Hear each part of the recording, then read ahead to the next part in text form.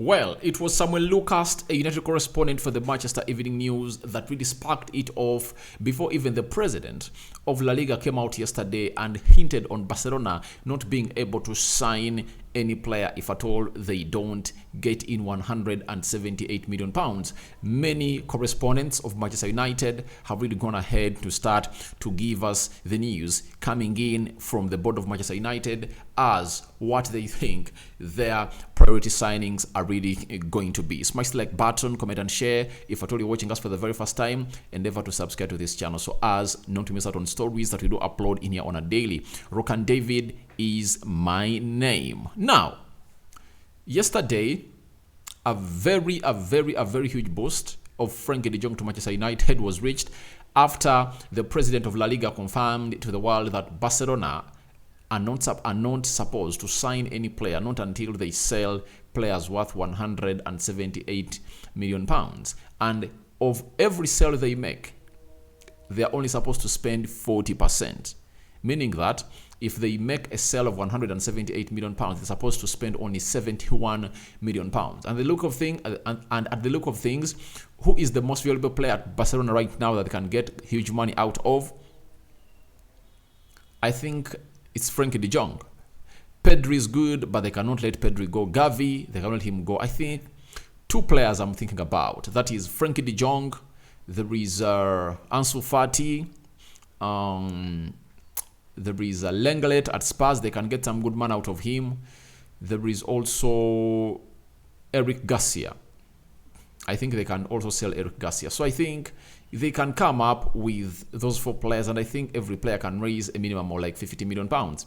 Frenkie De Jong, 80 million pounds. Ansu Fati, like 60 million pounds. That is 140 million pounds. You sell Garcia like at 40. That is 180. Because they're having very many central defenders. Christiansen, Aloho, Jules Koundé. So I see them as a team that can really save themselves by selling those players. So even today, there is a correspondent. I think he's of the, is it Times? Let me see. He's of the Observer and Guardian, known as Jamie Jackson. He's a United correspondent for the Guardian and the Observer. He has told us that Erik ten Hag is also bolstering his midfield department to provide competition for the first choice Casemiro and Christian Eriksen. Now, in the view of bolstering this is his plan. His plan is Frenkie De Jong is a transfer target for Manchester United this summer. Frenkie De Jong is not seeking a move away from Barcelona at the moment, though this could change towards the end of the season. And it could change in various ways. It could change in a way that they are not willing to sell him. And this is the angle that most people have not yet tackled about Frenkie De Jong and Barcelona to Manchester United. Sergio Busquets is not staying at Barcelona. Frenkie De Jong has again to prove that he's really one of those CDMs that has gone ahead to excite Xavi. Now, Xavi is an admirer of Zubimendi. He wants Zubimendi to come in through and really play that position of the CDM. But Frenkie De Jong is also an option. Now, they have to sit down in the board of Barcelona and decide, are we keeping Frenkie De Jong or letting him go? Because he's really doing a fantastic job at Barcelona. I saw him play at the Clasico. He was really one of the best players in the midfield, winning physical battles, controlling the ball, forward movement with the ball. Very good player. His passing is really out of this world because he had a 90% passing accuracy. It shows you how accurate Frenkie De Jong is. Now, when you're looking at Frenkie De Jong and everything that is happening around Barcelona, they might want to keep him because Busquets is leaving. That's the first angle. They might want to sell him and raise some good amount of money to get in more players. Secondly. Thirdly, they might not even think of really selling any player and try to pull out something, because at the beginning of the transfer window, we thought that Barcelona was really bankrupt and they've had money. But they pulled out levers that were worth 300 million euros, and they managed to buy in very many players. Jules Koundé, Lewandowski, Rafinha. Who else did they bring in? They brought in the left back, Marcos Alonso. You see, they brought in very many players, and they could surprise us and not even sell any player, and obviously overcome that. Joan Laporte, the president, looks like he's already ready for that situation and ready to really put it to the next level. So as it stands, we are just waiting to see what is going to happen. But Frenkie De Jong has not decided about his future, and it could change in either way, going to Manchester United or staying at Barcelona. But trust me, Ten Hag is an admirer of Frenkie De Jong from back down in the days of Ajax to the days of coming to Manchester United. And I've always think of Frenkie De Jong and Casemiro in that midfield. Oh my God. However much I love Sabitzer, but if you tell me Frenkie De Jong and Sabitzer, I'll tell you Frenkie De Jong on any day. But because the deal of Frenkie De Jong might take a lot of time, I believe Sabitzer is going to be one of those players they're going to sign early enough. Yes. Right now, even if you're having Scott McTominay and Freddie, we are lacking one midfielder. And remember, one of Freddie and Scott McTominay is leaving, meaning that we'll be wanting in two midfielders. So if at all you get in Frenkie De Jong and you maintain Sabitzer and sign him on a permanent deal from Bayern Munich, that will be another decent deal for United that would have gone ahead to really strengthen that midfield. The type of midfielder I want should be able to play as a central attack midfielder and should be able to be playing as a central defense midfielder and a box-to-box midfielder, all at number 8. So, to me, Bellingham is good, but right now, we are needing a midfielder who can play in both positions of the double pivot. You get? Such that when Casemiro is away, we are not worried. De Jong is the piece. So, I believe he's the missing piece in the jigsaw of Ten Hag, and it ticks all the boxes of Erik Ten Hag when it comes to that player. He wants to be playing alongside Casemiro, all alongside Christian Eriksen. So for Frenkie De Jong, lots of stories are going to be developing in the next hours because it's a story or it's a business that never got done in the summer. It prolonged until this summer with the ban of Barcelona.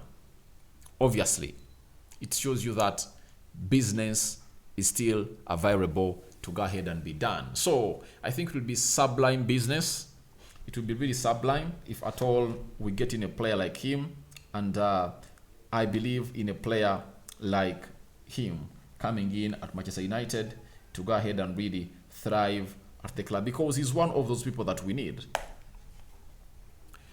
If it's done, I would declare it as a sublime piece of business. That is Frenkie De Jong to Manchester United. Now, very many people came out and criticized Erik Ten Hag for signing Lisandro Martinez. That is very short. He's not a Premier League tailored player. Now, after Lisandro Martinez is playing close to 15 games, the first person to eat his words was Jamie Carragher.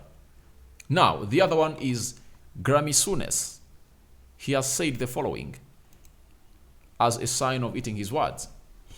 I thought he would be exposed when he arrived at Manchester United. I have to hold my hands up there. But he obviously has a real football brain. And that led from the front mentality. So, very many people disputed this guy. You get? But the best way to silence your enemy is to keep doing what you know you do best. Erik Ten Hag wouldn't have made a mistake to sign a player whom he thought that is not ready to come in and play in the Premier League. The only thing he did for himself was to go on and believe in his players and obviously bring them in. So, Lisandro Martinez, a player that has gone ahead to make people eat their words. You know, I'm planning to do a combined 11, but one of the most undecisive areas are the central defenders.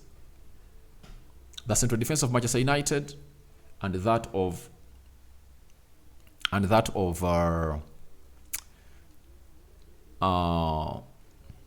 Liverpool.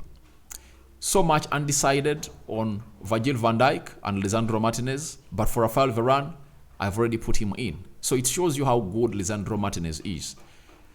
Short as he might be called, but he has that aerial presence and he has won very many aerial duels for the club of Manchester United. And the other legendary of United, known as Nicky Butt, has gone ahead and really told us his thoughts about Casemiro and how Casemiro has also gone ahead to prove him wrong. So Nicky Butt was a CDM at Manchester United. He played very well. He used to play alongside Roy Keane, this coach of Reading, Paul Ince, and very many other good players. And he retired. He was part of the academy when Ten Hag came in through. He left. But when we signed Casemiro, this is what he thought. I must admit, I thought Casemiro was an aging player, leaving one big club and coming to another one for money, if I'm honest. But what he's done, he looks like a proper leader and a proper guy. You know, I was one of those people that was pro Casemiro signing. I had a lot of positivity in it because I knew what kind of player Casemiro was and what he was going to bring to the plate of Manchester United. So, I know very many English people who never watched the La Liga and who never gave Casemiro a lot of attention. The likes of Grammy Souness coming out and really saying that Casemiro is not good. He was good because he was playing alongside good players like Modric and Toni Kroos. So, after him playing close to 34, 35 games for United, all those words no longer make sense. They no longer make sense. Why? Casemiro has gone ahead to make the team of United better. He is the most important player for the club of United. Get him out, you'll see how we crumble. We've won some games without him, but you wouldn't like to miss him out. That's it. So, Casemiro has gone ahead to really make people eat their words about him. And again, Nicky Butt has summarized this by confirming to us that Casemiro is one of those players who wish he would have loved to play with in that midfield. He said, I always look at people and think I would like to play with him, and he, Casemiro, is one of them. And if I told you so, most of you never watched Nicky Butt play, but we who watched him play the game of football, Nicky Butt was really an exquisite midfielder. He was really great, press resistant, had a shot on him, he won the physical battles, he had a good passing range on him, he never put a foot wrong. The only thing that the English really remember about him, it was the World Cup. Was it 1998, I think? 1998, 2002. When he missed a penalty and they are knocked out of the World Cup, but he was really a decent player that if at all he comes out and really talks about midfielders and talks about Casemiro, he knows this business than any other person at Manchester United. So that is Nicky Butt confirming that Casemiro is really a very huge piece, and it's a sublime piece of business that United made. People were calling it a desperate signing, but it came to understanding that United made a good choice. Not so? Aren't you guys impressed with Casemiro? Hope you guys are all now. Your thoughts on to De Jong, Frank, future undecided, are welcome in the comment section below. Then about Grammy Souness eating his words about Lisandro Martinez. And lastly, Nicky Butt coming out and hailing Casemiro as one of the sublime piece of businesses that United did in the summer. And guess what? Ian Wright, he supports Arsenal. He works on BBC. He's a pundit in a nutshell. But he said the best signing of the summer is Casemiro. And trust me, he is. He has transformed that team from being an average team to an elite team. And the mentality has really changed. You get the way he really told Bruno Fernandes after that finale of the Carabao Cup that you would have squared that ball to Sancho or Scott McTominay. He's ever wanting for more, scoring important goals for the team of Manchester United, not giving up, and obviously trying to control that midfield alone. He plays that single pivot alone. You get, however much he's playing alongside Freddy or Sabitzer, but he always does his job. And He does it with a lot of passion, and he has gone ahead to disprove very many people, even his Brazilian players. The first international break when he came in through at Old Trafford, after he came in through at Old Trafford, the likes of some players told him that you've went to Manchester United for money. But right now, no one is saying that, because he has silenced all of them. I'll sign out for now. See you later. May the Lord bless you abundantly. I'm out.